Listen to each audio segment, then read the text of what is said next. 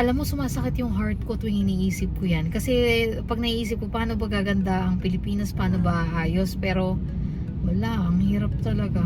Compare natin, how is it driving in Canada and how is it different here in the Philippines? Hello everyone! Welcome back to our YouTube channel. This is Joy Fajardo and this is Joy in Alberta. We are now in front of San Isidro Labrador Parish, Poblacion, Pulilan, Bulacan. Ayan. Dito kami guys, dati nagsiserve pareho. Altar server siya. Tapos ako naman po ay lector. Ang school namin ay katabi lang nitong school, ay nitong simbahan na ito, St. Dominic Academy. So anyway, iniintay lang natin ngayon si Ninang Grace, si Ate Christine, si Vivory. Nag-attend sila ng Christmas tree lighting ceremony Kemerut sa school. So hindi lang kami makapark at sobrang daming tao dun sa school. So dito kami nakapag-park sa harap ng simbahan. So yung school hindi siya sa St. Dominic, sa Montessori siya. Doon naman siya nag-elementary and doon nagtatrabaho, doon nagturo before si Ate Christine at doon nagtuturo si Ninang Grace. Ang mga pinsan at kapatid kasi ni Kiko lahat po ay guro. Ayan. So ngayon, dahil nga ang hirap mag-parking, usapang traffic tayo. Usapang kalsada. Compare natin how is it driving in Canada and how is it different here in the Philippines. So ikaw? Nakakatanda. Nakakatanda. Oo, kasi Saan? Dito? Dito. Bakit? Medyo nakaka-stress kasi baka sabihin ng iba syempre mayabang. Pero galing kami sa Canada na parang sobrang smooth lang lagi ng driving. No? Kahit 100 kilometers ba yan or 200 kilometers, dire-diretso lang dito kasi bukod sa traffic na pasaway pa yung mga driver. Siguro yun lang talaga yung ano.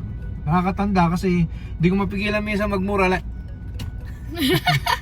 Ano ang pinaka-hate mo? Sige. Magbigay ka ng isang Dito? sample. Ano yung very specific tayo? Doon tayo sa very specific talaga. Pinaka-hate ko tungkol sa driving dito. Oo. Yung ano, yung nag-shoulder sa kanan yung mga motor. Pareho tayo. Kasi it's not safe both for the nagda-drive and also sa mga tumatawid. At saka naglalakad kasi nagsa-shoulder ano sila, overtake sila. Dapat siguro dun mag-start yun. Pero on the other hand, may intindihan mo rin kasi yung mga kalsada dito, two-way tapos two lanes lang. So one lane lang. So ang dami-dami ng sasakyan, ang dami-daming nakamotor at ang dami-daming Android. Pag sinabi naming Android guys, yan yung mga walang pakialam, tatawid sila kung tatawid sila. Pag sinalpok mo sila, kasalanan mo girl. Saka Yun. napansin ko pala be, yung mga road signs ba tawag daw, kunyari yung paturn ka na ng left, Oo. tapos ito pa diretso, kahit doon ka luminya sa mga paturn ng left, pwede ka pa rin Dumiretso. Ang malupit doon, may no U-turn. May no U-turn, nag-U-turn.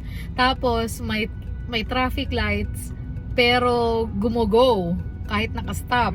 Ano sa tingin mo? Implementation ba ang problema dyan? O mga tao na talaga?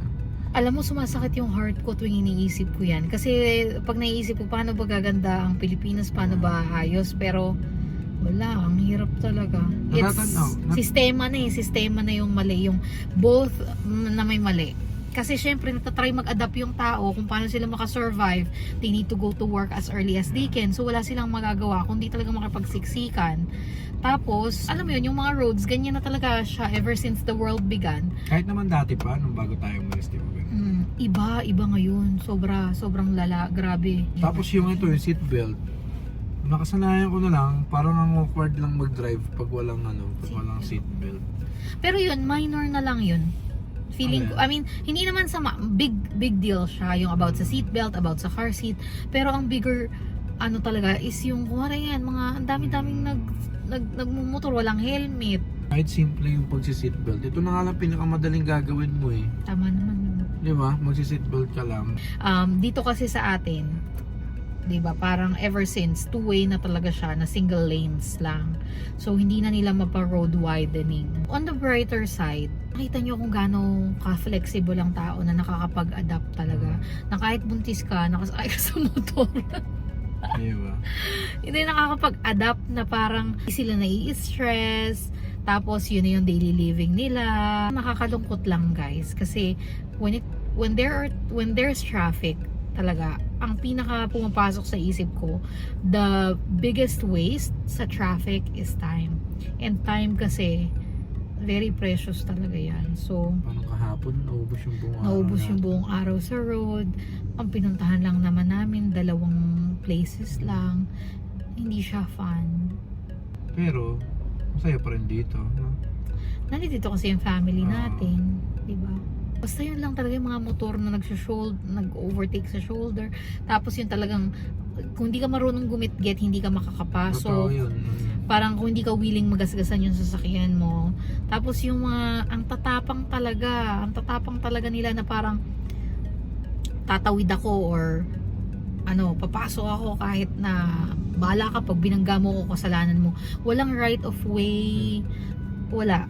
Parang kung sino bumangga, siya may kasalanan. Kahit Ang na bumangga, giba. totoo, kahit na right of way niya, pag ikaw ang kuwari, right of way ko, nabangga ko siya dahil mali siya. Dahil ako yung nakabangga, ako yung mali. Parang ganun. Pero yun nga, sabi ko naman din kay Kiko, ang kagandahan dahil sobrang bagal ng traffic, siguro very minor yung mga accidents. Baka mga gas lang. Walang titilampon masyado kasi hindi mabilis yung pagdadrive, ganyan. Ang dami-daming sasakyan. Hindi ko talaga, grabe. Pag iniisip ko kung paano siya, kuwari ako yung mayor, governor, Hirap din, mayroong na baguhin yung system. napakahirap. Siguro, yan, katulad, yung pag-shoulder lang na ganyan. Pag hindi na nila pinayagan yung pag-overtake sa mga gilid-gilid, mababawasan yung magmumotor. Pero wala pa rin susunod dyan. Kailangan nilang magkaroon ng kamay na bakal. Kasi pag binawalan nila yung mga sa gilid, so sasabihin ng mga motor, ano pang sense nung pagmumotor ko? Ikaw naman pala, nakapila naman pala. So mag-public transport. Saka Kailangan yung ambulansya pagputihin. pala, be. May ambulansya na sinusundan, di ba? Oo. Sa atin, sa Canada, pag may nag-ambulansya, gilid, kahit both sides, kahit ikaw ay hindi mo siya nasa likod, kahit ikaw yung nasa harap, basta both sides gigilid yan. Tapos mag-stop, full stop. Hindi siya yung slow motion na pag-go. Kailangan full stop talaga siya. Dito ang ambulansya pag nagwangwang, ang kasunod May nun, kasunod na motor. oo, para silang may parada. Ang hirap guys, sa totoo lang. Kaya nakakasaludo din talaga ang lahat ng mga drivers dito sa Pilipinas kasi yung patience nila to the nth level talaga. Sobrang grabe. Pero ang driving sa Pilipinas, kailangan mo magdasal kasi hindi mo na hawak kung maka-aksidente ka or hindi. Kasi at the end of the day, nasa kasama mo na sa kali kung maka-aksidente ka or hindi. Yun talaga, hindi mo hawak. Kahit naman saan ka mag-drive, hindi mo hawak. Pero more so dito sa Pilipinas. Na parang lagi talaga kayong magdasal before mag-drive na lahat maging safe. Kasi pag biglang may tumawid, pinagbigyan. Kaya sa Canada, bawal yun eh. Bawal yung pagbibigyan mo yung tatawid. Kailangan Hindi talaga, naman bawal, kailangan hindi advisable. Kasi doon nagkakaroon ng accident sa pagbibigay mo. Kasi imaginein mo ang bilis ng sasakyan. Huminto ka para padaanin siya. Yung other lane, hindi nagbigay. Hindi nakita na pinagbigyan mo. Kasi nasa harapan mo, nakatakip siya. So ang ending nun, pinagbigyan mo siya, nakalagpas siya sa'yo, na-hit siya nung next car. So kaya sabi sa amin din nung Canadian, na hindi safe na magbibigay ka. They should know where to cross the street kasi may mga pedestrian lanes. They should know when to cross the lanes kasi meron namang mga stoplights, meron namang, alam mo yun, may mga guides. Ano bang masasabi nyo? Kami lang ba yung ganito? Hindi naman siguro kami lang yung ganito. Napapabuntong, ang bigat niya sa heart kasi grabe. Ang bigat niya talaga sa heart. Saka Parang may bata tayong sakay kasi parang everyday ito yung sinusuong nila na pagsubok sa buhay talaga. Mapamayaman ka, mapamahirap ka, you'll cross the same road, you'll travel the same traffic. Wala talaga, wala kang choice, kundi yun na talaga yun. So, salute talaga sa lahat ng mga drivers, especially, hindi pa naman kami nalabas ng Bulacan, baka sa ibang part ng Pilipinas baka maluwag. Pero yung experience namin within Bulacan, nagpunta kami ng Malolos, nagpunta kami ng Pulilan, Kalumpit, Plaridel, Giginto. Ayan, puro Bulacan. Ah, grabe. Traffic. Sarap lang ng bahay namin, traffic. Sarap ng bahay namin, traffic din. Parang Nakakalungkot lang din. Thank you sa pagsama niyo sa amin today, guys. At dahil nga dyan, aalis na kami. Pupunta pa kami ng SM Baliwag. See you soon, SM Baliwag.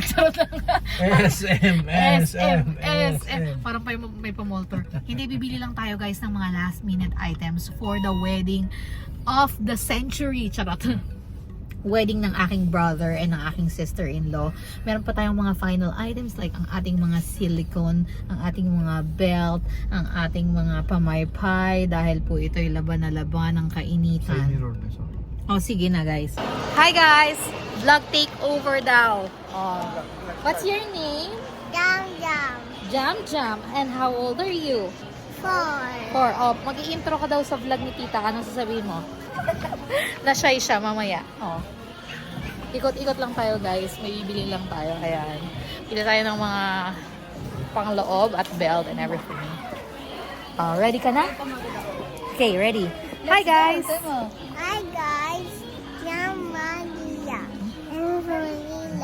Yes. Ay, doon pala tayo. To ice cream yummy.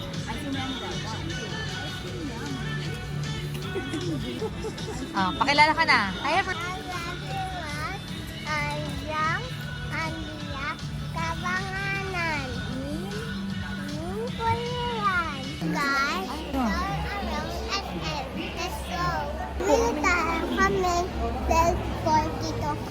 Saan ba yung belt? This way. Tara, dito. Ayan tayo. Alin maganda? Choose ka. Alin maganda for Tito Kiko?